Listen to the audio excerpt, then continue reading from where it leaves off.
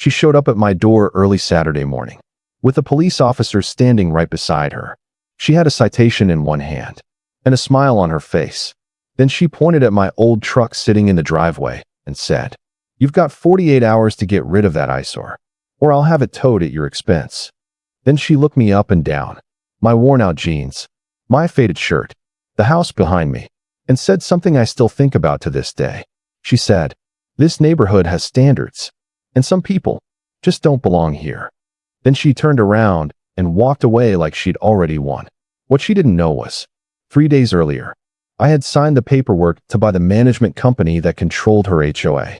Every warning letter, every fine, every petty rule she'd used against me for the last 2 years was now under my control.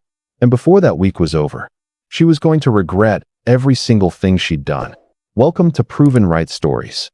Around here, the people everyone looks down on, they usually get the last word. So get comfortable, because this one had been building for 2 long years. And trust me, she never saw the ending coming. My name is Frank Calloway. I'm 57 years old. And before I tell you what happened with Margaret Hollister, the woman who spent 2 straight years making my life miserable, before she woke up one morning and realized the rules had changed, there's something you need to understand about me first, because where I come from matters. I grew up in Knoxville, Tennessee. My father owned a small auto repair shop there for 31 years. Free service base for employees. His last name painted across the front sign in faded blue letters. He was never a rich man, but he was one of the most honest men I've ever known. And when I was a kid, he used to tell me something over and over again. He'd say, "Frank, what people can see about you doesn't tell them much. What they can't see, that tells them everything." Back then, I didn't really understand what he meant. Now, I understand it perfectly. I spent most of my 20s and 30s working in logistics and supply chain management. Nothing glamorous. Long hours, airports, warehouses, phone calls at midnight, fixing problems nobody else wanted to deal with. Eventually, I started a consulting business of my own, and I built it the slow way. No investors, no shortcuts, no overnight success story. Just one client at a time, one contract at a time, one relationship at a time. 15 years of showing up, keeping my word, and solving problems better than the next guy. By the time I turned 50, the company was worth more money than I ever imagined I'd have growing up. But the funny thing is, the money never really changed me. I still drove the same old truck, still wore faded jeans and work boots, still believed in shaking hands, showing up early, and treating people with respect. Some people saw that as humility. Margaret Hollister saw it as weakness, or maybe worse, an invitation. I moved into Ridgecrest Commons in the spring of 2021, a quiet little neighborhood outside Columbus, Ohio. Tree-lined streets, clean sidewalks, the kind of place where people wash their cars on Saturday mornings and wave at each other from across the yard. At least that's how it looked from the outside. I bought a house at the end of Cedarwood Lane, corner lot, 3 bedrooms, detached garage, big backyard, nothing extravagant, just peaceful. I paid for the place in cash. The deed was clean. The house was mine. No mortgage, no debt. And the first thing I moved into that garage was my father's old toolbox. Heavy steel, scratched up from decades of real work. I keep it to remind myself where everything started. Margaret Hollister lived 4 houses down from me. And from the moment I arrived, she noticed me. Margaret was 62 years old, president of the Ridgecrest Commons HOA, and the kind of woman who treated neighborhood rules like federal law. She drove a white Mercedes, wore oversized sunglasses even indoors, and according to just about every neighbor I eventually got to know, she had spent the last 6 years running that HOA like it was her own personal kingdom. If she liked you, life was easy. If she didn't, she made sure you felt it. And somehow, I became her target during my very first week there. It started with my truck, a 2011 Silverado, gray, clean enough, runs perfectly. There's a small scratch near the rear quarter panel that I never bothered fixing, because I've never been the kind of man who cares what a truck looks like. As long as it starts every morning and does its job. Margaret cared. A lot. The first letter showed up 11 days after I moved in. Official HOA stationery. Bold lettering. Highlighted violations. According to the notice, my truck violated a section of the community bylaws regarding vehicle aesthetics. Apparently, Margaret had decided to scratch on the side of a pickup truck. was now a threat to the neighborhood. I remember standing in my kitchen reading that letter and actually laughing a little, not because it was funny, because it felt ridiculous. So I called the HOA management company, Ridgecrest Property Solutions, just to ask for clarification. The woman on the phone sounded exhausted before I even finished speaking. She told me the rule was enforced at the discretion of the HOA chairperson. That was my first real introduction to Margaret Hollister. I filed the letter away and moved on with my life. 3 weeks later, the second notice arrived. Same rule, but this time, they added language about negative impact on neighborhood property values. By the third letter, Margaret had started making suggestions. She recommended I consider upgrading to a vehicle more aligned with community standards. That's when I realized this wasn't about the truck. It was about me. By the fourth notice, she'd started attaching photographs, pictures of my Silverado taken from the street, different angles, different days. That was the moment I hired an attorney. Not because I was angry, and not because I wanted to fight. I simply wanted to understand what the rules actually said, and how much power this woman really had. What my attorney discovered was interesting. The vehicle aesthetics clause was vague, very vague, the kind of wording that could mean almost anything if the wrong person was interpreting it. And apparently, Margaret had been interpreting it however she pleased for years. But here's the important part. Nobody had ever formally challenged her before. No homeowner had ever pushed back in writing, which meant Margaret had gotten comfortable, too comfortable. She acted like her opinion was the law. So my attorney sent a formal request asking for documentation of every citation issued under that specific rule during the previous 6 years. Every complaint, every violation, every enforcement action. And the second Margaret received that request, things changed fast. The Saturday she showed up at my house was February of 2022. Cold Ohio morning. Gray sky. Wind sharp enough to cut through your jacket. I was out in the garage working on a small side table. Woodworking clears my head. Some people go for a run when they're stressed. I build things. Always have. I had the radio on low and sawdust all over the workbench when I heard someone knock at the front door. I walked over and opened it. And there she was, Margaret Hollister, standing there in a long cream-colored coat, designer sunglasses, perfectly styled hair, with a Columbus police officer standing a few feet behind her. Her white Mercedes was parked at the curb like she was arriving for an event. She had a printed citation in her hand, and she was smiling. Not politely, triumphantly. She told me I had 48 hours to remove my truck from the property, or she would have it towed at my expense. Then her eyes moved over me slowly. My work boots, my flannel shirt, my jeans covered in sawdust.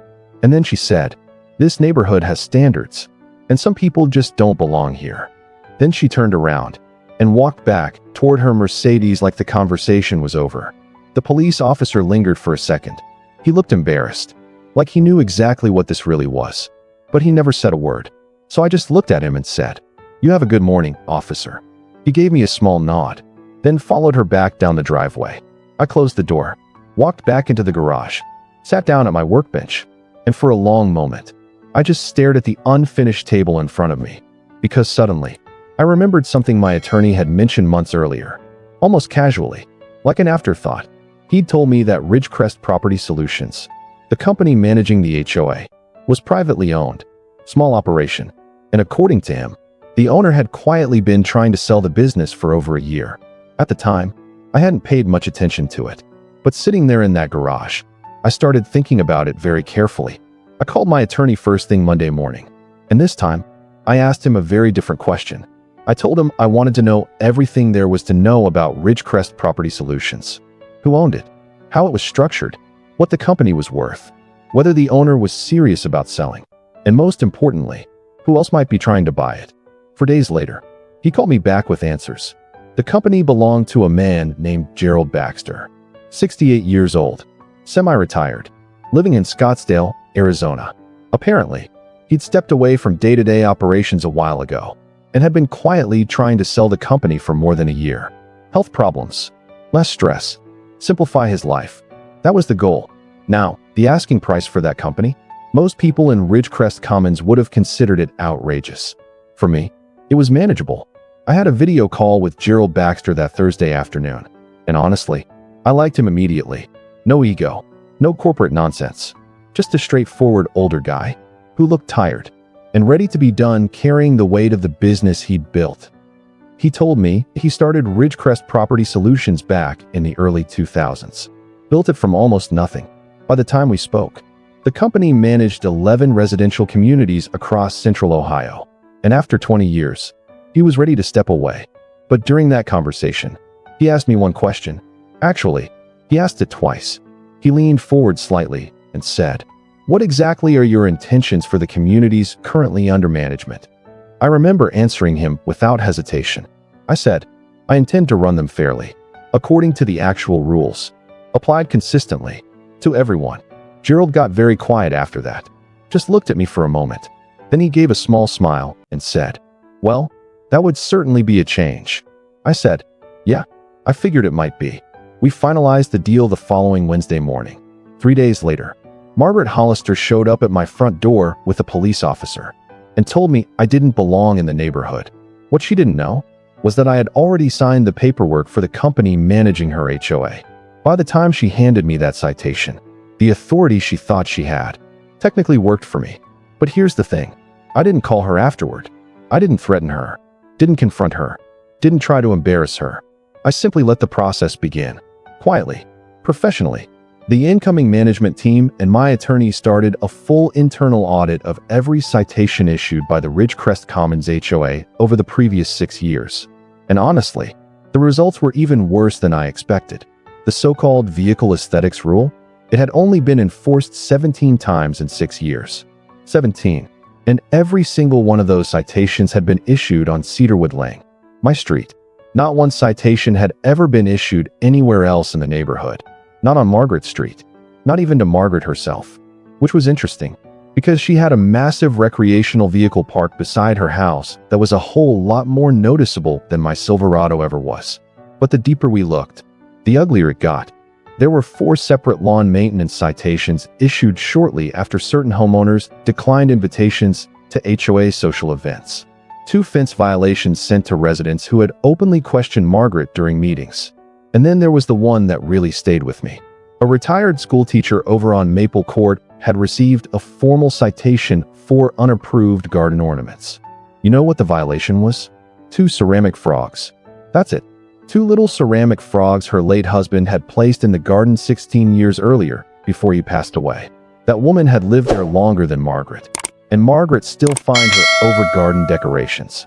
At that point, it stopped being annoying. It became personal. The audit findings were compiled into a formal report, detailed, documented, professional, and on a Tuesday morning in April, that report was emailed and mailed to every homeowner in Ridgecrest Commons. By Tuesday afternoon, my phone rang, number I didn't recognize, but somehow, before I even answered, I already knew who it was. Margaret Hollister. The moment Margaret got that report, she called me, and the second I answered, she started talking. Actually, talking isn't the right word. She was furious. For almost 3 straight minutes, she barely stopped to breathe. She threw around words like harassment, defamation, legal action, and slander. I didn't interrupt her once. I just sat there at my desk and let her get it out of her system. Finally, when she stopped talking, I said, "Margaret, everything in that report is documented and accurate. This isn't harassment. It's an audit conducted by the management company that now oversees your community." There was a pause. Then she asked, "Who authorized that audit?" I said, "I did." Another pause. And then, in the most genuinely confused tone I'd heard from her yet, she said, "Wait, you're the janitor for the management company?" I remember leaning back in my chair a little when she said that, because even then, after everything, that's still who she thought I was. So I said, "No, Margaret, I'm the owner." And the silence that followed, honestly, it may have been the longest silence I've ever experienced on a business call in my life. 30 years in business, thousands of conversations, and I have never heard silence like that before. When she finally spoke again, her voice sounded completely different, quieter, careful. She asked, "What does this mean for my position as HOA chair?" I told her the truth. I said, "That decision doesn't belong to me. It belongs to the homeowners. We're holding a general meeting in 3 weeks. You'll receive the notice by certified mail." And that was the end of the call. 3 weeks later, The Ridgecrest Commons HOA held its general meeting. 41 out of 47 homeowners showed up. That alone told me everything I needed to know. And for the record, I did not attend, because it wasn't my meeting. It was theirs. My management team handled the process, presented the audit, answered questions. Every homeowner had already received a copy of the report. They'd had 3 weeks to read every page, every citation, every documented example. Nothing was hidden. Nothing was exaggerated. Just facts. By the end of the meeting, the vote to remove Margaret Hollister from the HOA board was 37-4. 37-4. Just like that. Her 6 years of control were over. The next morning, my management team sent me a message. 3 words. It's done. Unanimous. Well, close enough. But here's the thing. This story was never really about revenge. At least not entirely. About 3 months after that meeting, I received a handwritten letter in the mail. Columbus postmark. No return address. It was from the retired schoolteacher on Maple Court, the woman with the ceramic frogs. She wrote that she'd lived in her house for 21 years. She said her husband had placed those frogs in the garden this summer before he passed away. And she admitted something that honestly stayed with me. She said the citation Margaret gave her had made her feel unwelcome in the home she thought she would spend the rest of her life in. Then near the end of the letter, she wrote something I don't think I'll ever forget. She said, "I don't know who you are or why you cared enough to do what you did, but I want you to know that this spring was the first spring in 6 years that I truly felt at home here again." I still keep that letter in the top drawer of my desk because over the years, I've made money, built companies, closed deals. But that letter, that meant something. Because in the end, this wasn't really about HOA rules, or citations, or even Margaret Hollister. It was about something my father used to ask me all the time. He'd say, "Frank, what's all this for? Not the money, not the pride, not even the satisfaction of watching someone finally face consequences. It was for things like this. For an older woman finally feeling comfortable enough to leave 2 ceramic frogs in her own garden. That's what it was for. And before I go, let me ask you something. Have you ever lived somewhere, worked somewhere, been part of some neighborhood, office, or community where one person with just a little bit of authority made everybody else feel like they didn't belong? Because people like Margaret Hollister are everywhere. Every HOA, every workplace, every committee. People who get just enough power to completely forget what power is actually supposed to be used for. You're out of messages with the most advanced free model. Responses may be less detailed until 11:46 p.m. Start a free plus trial for better answers in